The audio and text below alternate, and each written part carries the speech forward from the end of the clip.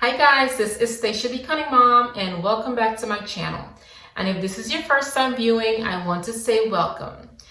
Today I'm going to be giving you guys a video on how to grow long, healthy, relaxed hair.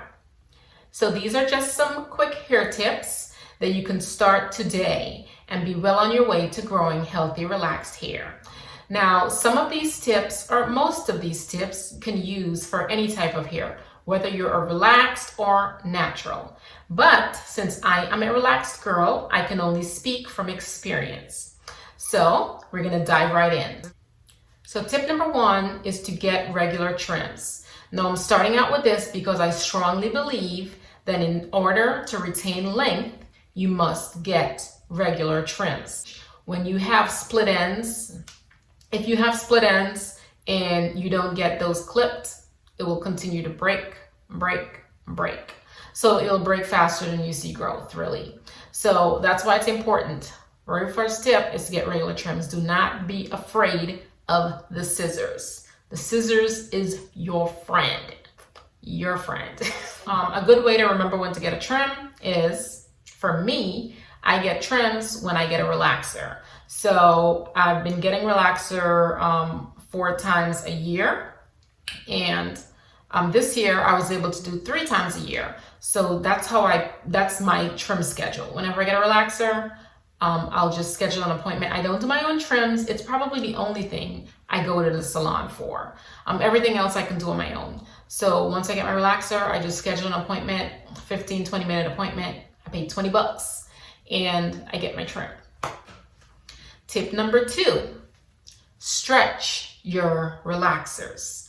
Gone are the days when we got a relaxer every 6 weeks. That's a no-no. We should never have been doing that in the first place. We should not be having so much chemicals in our hair. Like I said, I've been getting relaxers for the past 5 or 6 years. I've been getting relaxers. I've been doing my relaxers 4 times a year, so every 3 months. And I actually went on a mission to only get 3 relaxers this year, and I was able to do that. So I got a relaxer, I don't know, this is 2 weeks old. So I got a relaxer 2 weeks ago, and it is October. We are almost at the end of October, and it's my last one for the year. So why stretch your relaxers? The main benefit of stretching relaxers is to prevent overlapping of relaxer. And what does this mean? When you relax your hair, you're supposed to relax only the new growth. You should not be relaxing the hair that was already processed. Therefore, the longer you wait to get a relaxer, the more new growth you'll have, and it reduces the chances of you over-processing your hair. Now that leads me to tip number 3. Tip number 3 is do not over-process your hair. Over-processing causes breakage. Therefore, when you're applying any type of chemical, you really need to be careful how long it stays in your hair. So you want to make sure that you read the box, read the instructions, and follow those instructions. If it says that you should only leave something in your hair for 20 minutes, only leave it in for 20 minutes. If it says leave it in for 30 minutes, only leave it in for 30 minutes. Now, when applying relaxers, a way that I avoid overprocessing my hair is sectioning my hair in 4. So I'll section my hair in 4, and I give myself 5 minutes or less to apply the relaxer to each section. 5, 10, 15, 20. So that's 20 minutes of me putting in the first coat of my relaxer. And then I give myself an additional 5 minutes to rub in that relaxer so that I go through my hair. I go through my entire head again, and I need to finish that in 5 minutes. And then I need to get in the shower and wash it out. So really, I only leave the relaxer in my hair for 25 minutes tops. And since I stretch my relaxers for 3 to 4 months, it also helps me to avoid over-processing my hair because it gives me time to have enough new growth.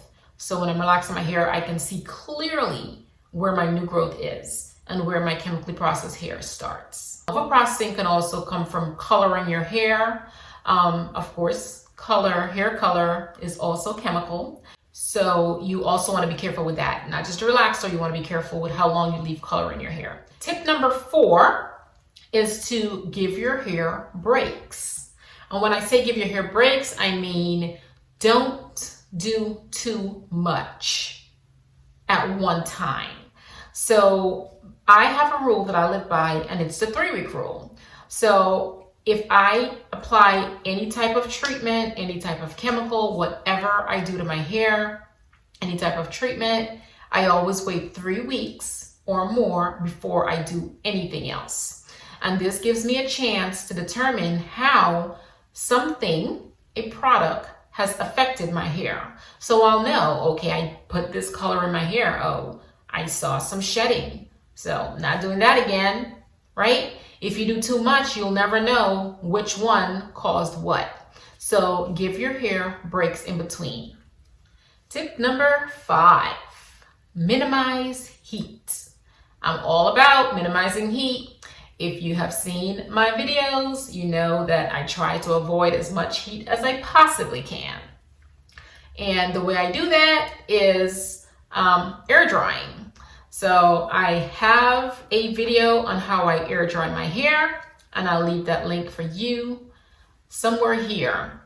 And if you want to see that process, I have a very effective air drying process, and it has helped me to avoid blow drying my hair. Minimizing heat means minimizing the amount of time you apply the blow dryer to your hair. It means minimizing the amount of time you flat iron your hair. When I flat iron my hair, if I wash my hair, and this hair was air dried and flat ironed, and once I flat iron it, I do not apply the flat iron to my hair again until my hair is washed again. And that leads me into tip number 6, and that is use heat protectants. So we want to minimize heat, but we know we cannot avoid heat at all. We're still going to have to use heat at some point. But when you do use heat, you want to ensure that you always use heat protectant. So you should be using a heat protectant when you blow dry your hair, and you should also be using a heat protectant when you flat iron your hair. And there are different types of heat protectant depending on each case that you're doing. So I use heat protectant when I'm blow drying my hair, and I also use a Silk & Seal heat protectant for flat ironing. I can leave a link to those in the description box of this video. I will leave a link to it. So you can see what it looks like. It's on Amazon. If you want to purchase it from Amazon, you can go ahead and do so. But the link to those products will be here. So tip number 7 is moisturize and seal. Moisturize, moisturize, moisturize. I can't even stress this enough. This is one thing that you can start today. Your hair is dry, go get some leave-in conditioner, get some oil, and moisturize your hair. So it's very essential that you get a really good leave-in conditioner and get a good oil. For me, I use Elastic QP leave-in conditioner. It's a mango butter leave-in conditioner, and I just started using that one. I used to use Cantu, and I use Ultimate Originals coconut oil, and that I've been using forever. It's a really light oil. So moisturizing my hair and sealing in my oil, doing that every other day, maybe every 3 days or so, depends on when your hair needs it. So you have to know your hair. You just feel it. You'll know if it's dry or not. So everybody's hair is different. I may need to moisturize my hair every 3 days. You might need to moisturize your hair every 2 days, right? So I don't know. It depends on how your hair absorbs oil and the moisture. If you need to do it every night, then go ahead and do it every night. You just need to make sure it stays moisturized. So I'm gonna leave a link to my to the leave-in conditioner and the oil that I use. I'm gonna leave a link for you guys here. I love it. And if you don't have a good one, then I urge you to go ahead and get this. You will not be disappointed. So you want to apply your leave-in conditioner, apply your moisturizer, And then you want to apply the oil on top of that to seal in that moisture. And make this your nightly routine. You don't have to do this in the morning. It's not going to take up time.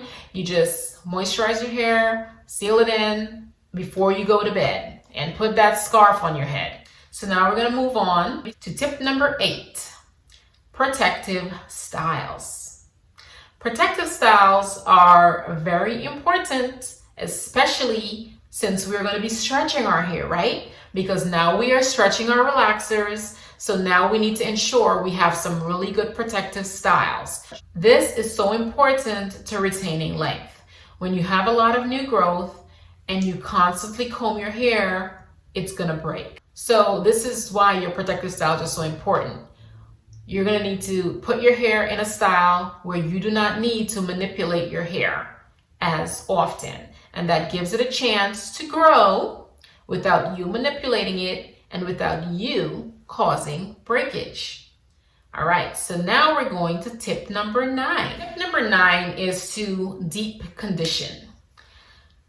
I can't stress enough how important it is to keep your hair moisturized. As much as you can condition your hair, the better off your hair will be. Your hair will love you for it.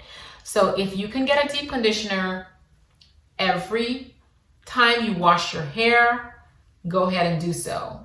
If you have the time to pre-poo your hair, do so. I don't pre-poo all the time, but if I have time, if I know I'm going to be home on a Saturday and I'll be free, then I will try to squeeze in a pre-poo, and I'll do like an overnight pre-poo. I have a video on how I do my overnight pre-poo. If you guys are interested in that, I'll leave it here. But when you pre-poo your hair, you don't really have to deep condition as long, right? So if you don't get a chance to pre-poo, then you want to make sure that you get a really good deep conditioner. So how do I deep condition my hair? I use olive oil. It's a olive oil replenishing pack. It's like a packet. It's like $2. But my hair takes about 4 of those. So I do my deep conditioner after I wash my hair, and I'll leave it in for like 2 hours or 3. I don't really track the time as much because I usually do it when I'm home. I have nothing to do, so I'm just walking around the house with a cap and the conditioner in my hair. If you get regular deep conditioners, you'll find that you don't really need to moisturize your hair as often. I've noticed that. So go ahead and try that, and your hair will love you for it. Tip number 10 is to use a sulfate-free or a conditioning shampoo. So if you already have a sulfate-free shampoo and you love it, then go ahead and do so. I have the shampoo I use, it's not sulfate-free, but it is conditioning. So, and the reason why I use that one is because my hair gets tangled up very easily. Everybody's hair is not like that, but mine is. It just gets tangled so easily. And the shampoo that I use, it detangles my hair, and it's also conditioning. So that's why I use that. So either one will work. I think having the conditioner in there balances out the sulfate. So my hair is not drying at all, even though the sulfate is in there. So, I mean, it's a personal preference. It's up to you. If you feel strongly against sulfate, then by all means, you do what's best for you. You know what's best for your hair. Tip number 11 is to avoid high tension hairstyles. What do I mean by this? I mean, do not pull your hair into really tight ponytails. Do not put your hair into really tight buns. Do not put your hair into a bun every day, because you're going to create pressure points or tension points in your hair. And after a while, you will see that where that demarcation point is, you will find that you have breakage there. So you want to avoid high tension hairstyles. So tip number 12 is to ensure that you protect your hair at night. That means get you a satin scarf. It means wrap your hair up in a bun, wrap your hair, put it in a bun, whatever you need to do, and put a scarf on. You can also get a satin pillowcase. You can do both. I urge you to do both.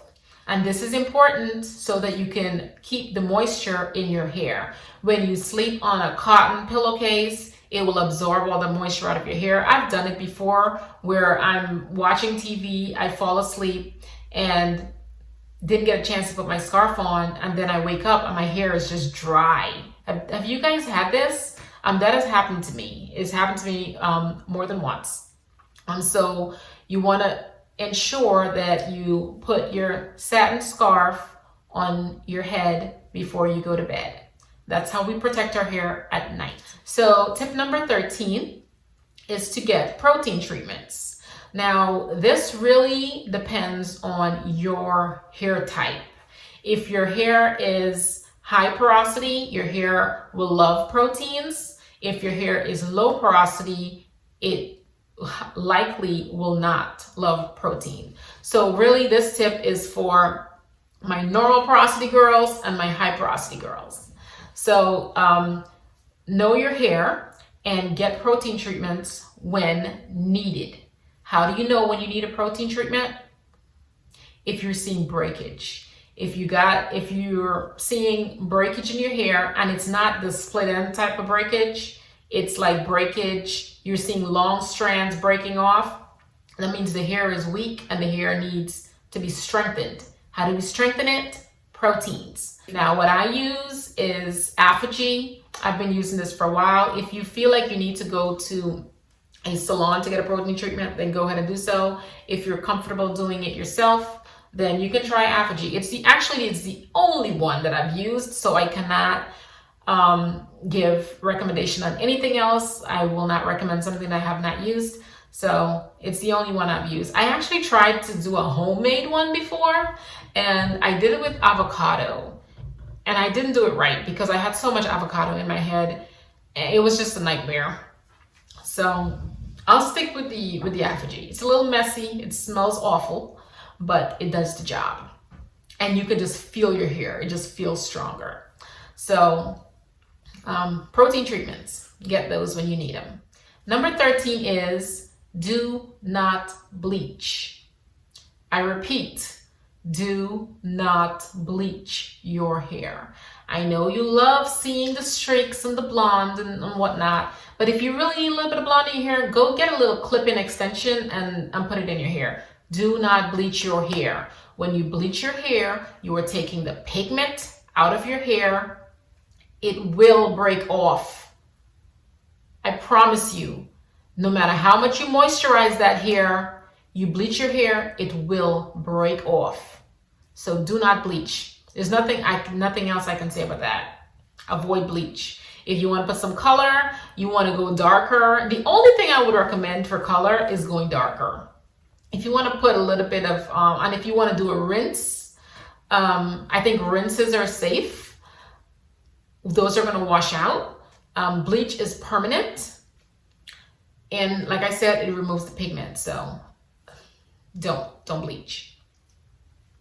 And the very last tip I can give you is when you find something that works, you stick with it. So if you find a product that works great for you and you're retaining length, your hair is flourishing, stick with it. All right, guys, so that's it. Those are 15 tips to growing healthy, relaxed hair. These are all things that I do. It's funny because I didn't think I did that much, but when you actually sit and you think about it and you write it down and you realize you do a lot. You may not do it all at one time, but you really do a lot. I hope you guys enjoyed this video. I hope you found it helpful. And if you do, please give me that thumbs up and let me know that you like it. And leave some comments below. Let me know what you think. And if you would like to add something to this, then please do so. Leave it in the comments below. I'm sure it will help someone.